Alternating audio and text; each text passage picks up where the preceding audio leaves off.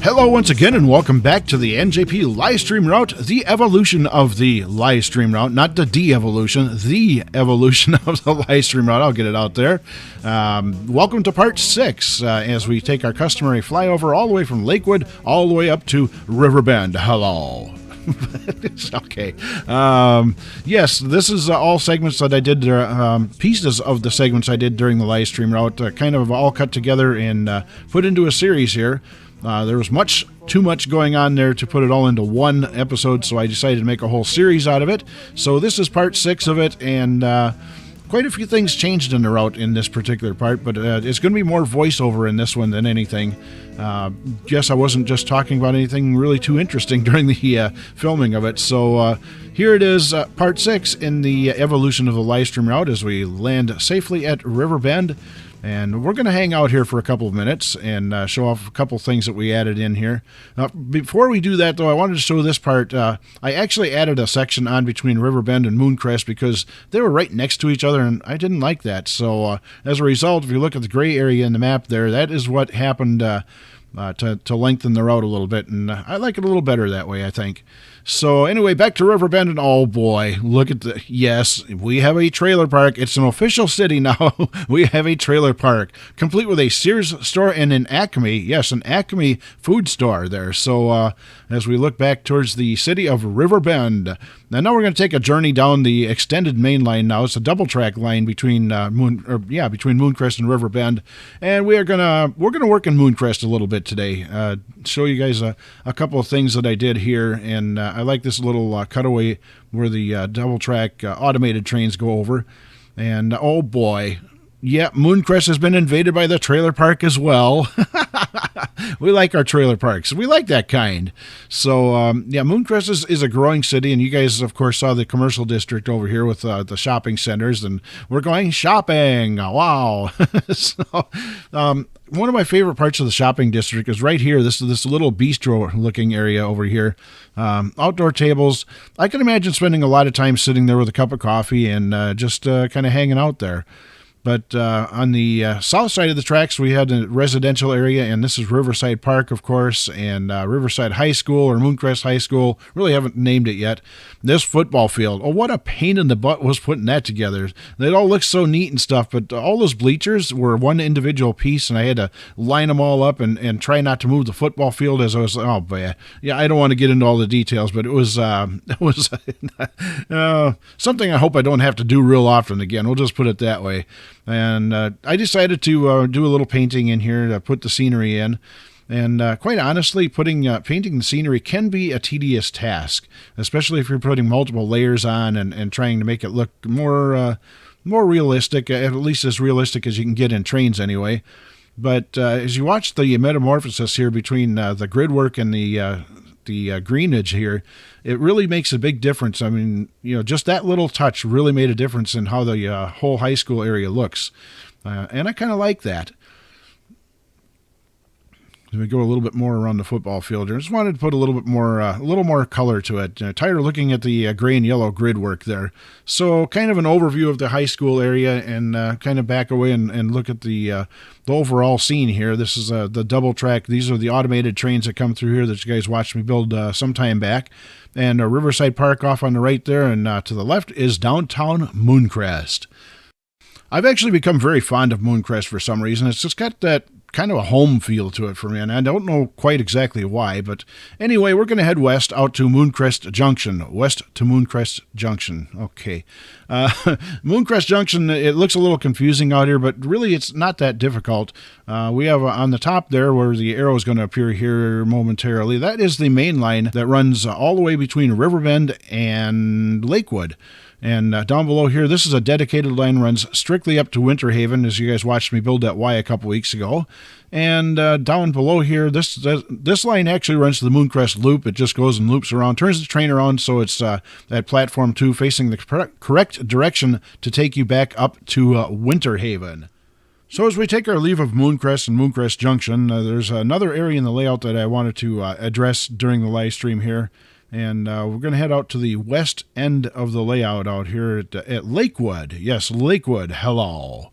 And why did I call it Lakewood? Well, it's kind of simple. It's there's a lake and there's woods there. Lakewood. Yeah, Lakewood. Okay. So anyway, what's going on here is at the far end here, there's a portal at the end of the line, and that's really all that's here.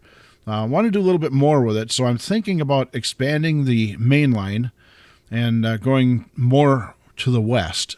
Expand a little bit more to the west. There's a couple of different ways we can do that, and as you can see, the portal is right there.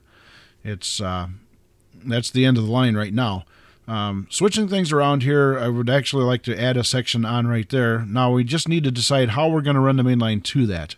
We're going to cut a valley through the hill there, or we're going to make a tunnel there to come out on the other side where the Lakewood yard is going to end up being. At least I think so anyway. Not really 100% sure at this point what's going to go on here, but leaving it up to the viewers and letting them decide what exactly we want to do with the Lakewood thing. I'd like to do a little bit more here, so in later episodes you'll see that quite a bit does happen here. So pretty interesting little setup here. Another area I wanted to address here, this little spur that runs off, and at this point I actually had intentions on making that like a little industrial spur running into like an industrial park or something like that down through here. So Lakewood, it's a work in progress, under development, and basically it's one of those trying to figure it out kind of things going on here at the moment. Meanwhile, back at the chicken farm, something strange was going on here. I'll turn it over to the live stream audio on this. It's kind of funny. I have to live with that because it is what it is. And why in the name of all this good in the world is there a railroad signal on the side of the road over here? What is this about? How'd that even get there? Can somebody explain to me why it's there? Yeah, let's just I don't have words, guys. I don't know. I don't know. I don't know. All right. I guess I probably should have just left that signal there because it was so anomalous. But anyway, I didn't, and we moved on to another area here. And this is going to be a rather interesting area. As you can see, there's a lot of wide open space here between the river and the edge of the layout. Got the track running to Winter Haven over on the other side of the river there. But this whole area over here that's all gray with the main line running through it kind of needed a little bit more development through there. I could have put like maybe a housing development in there or something, one of those little just kind of a gathering of houses that you see every once in a while in the countryside, but I really didn't want to do that in that area, so I was kind of up in the air and thinking about some different possibilities. With the scenic backdrop in there against the highway, it was just, well, let the live stream audio take over at this point. Work with that a little bit. So I suppose I could throw some industry in here. Oh, you know what? How about a grain silo, like a grain elevator thing? Let me try that. I think it's called Silo Complex in here. Let's just write the word silo, S-I-L-O. Silo Complex. There we go. I think this would be a great place to put a grain elevator in. Like, yeah, I want the Silo Complex. I don't want the one with sound. I want the one without sound. And let's put it on this side of the track. Does it have its own industrial track? No, it does not. I didn't want the one with sound. Darn it. Try this. There it is. This one's got a track on it and looks a whole lot better, I think. And it's got noise too. Doggone it. How does this one look? Or more appropriately, how does it sound? I mean, I guess if we have to have sound, then... Oh, I like this one. It's got all the tractors lined up to go to it. I believe we just found our silo complex, or grain elevator, what do you want to call it? Let's see, where are we sitting here? 93. I want to go 90 degrees even. 90.8765432 90.0. Whoops, and it moved on me. There we go. Sometimes this gets really, it's touchy as to how you do that. So, okay. We'll connect that in. We'll put a little siding track in here. And Trainz can go in there to Now we have a need for grain cars on our trains, so that's going to help. And of course, as we headed further west up the line here, we came across this. A train just sitting on the tracks. Well, what are you supposed to do when you come across a train just sitting on the tracks? Of course, you just jump in and take a ride. Why not? All right, if I hit that button there now, we're in this train here. Turn on the lights. Let's go inside. Got a green light. Put it in forward. Release the brakes. And here we go.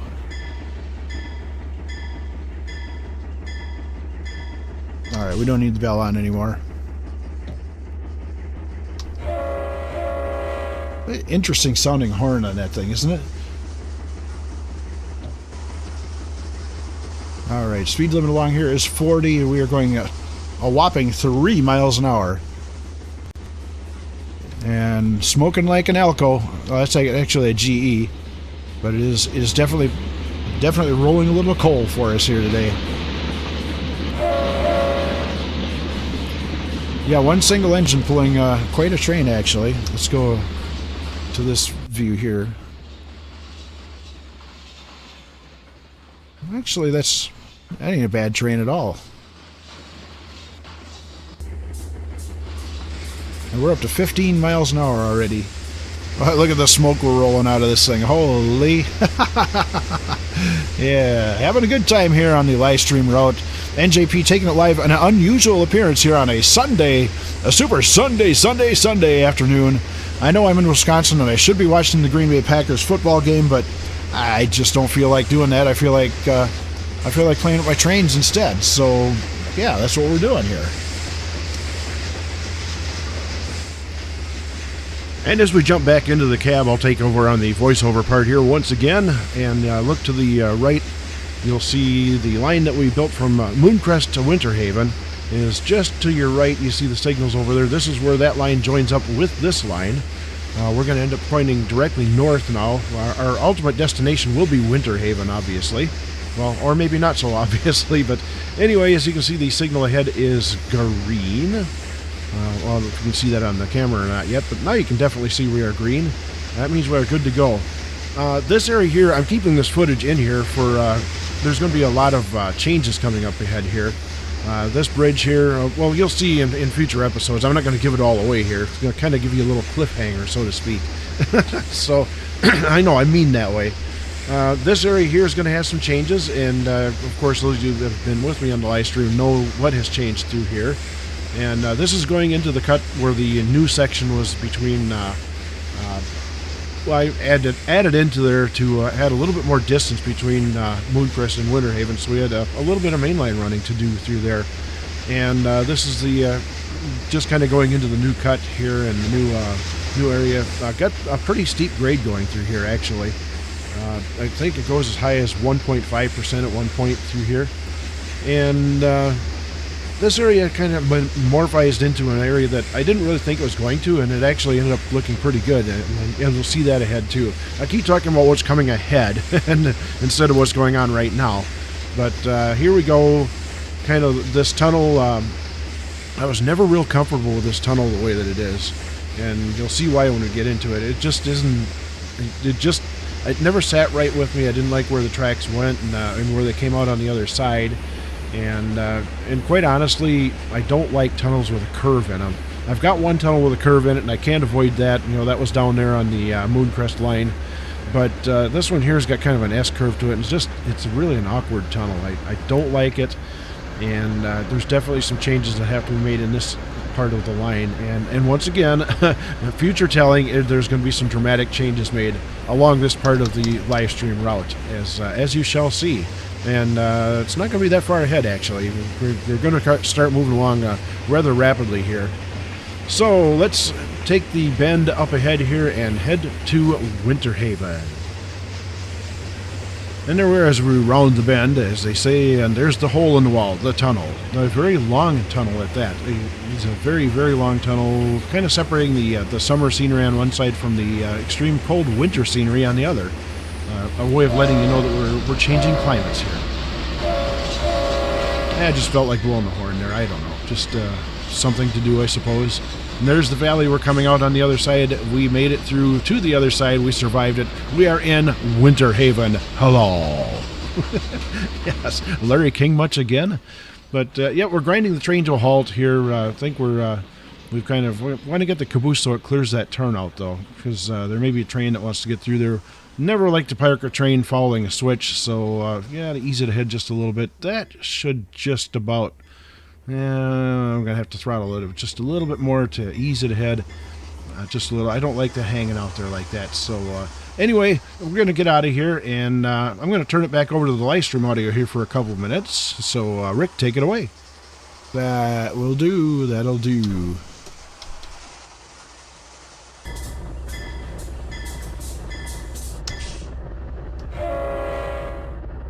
All right.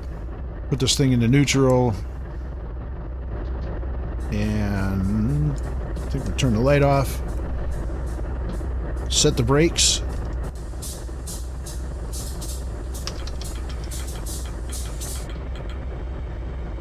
There we go. That's it. We are done.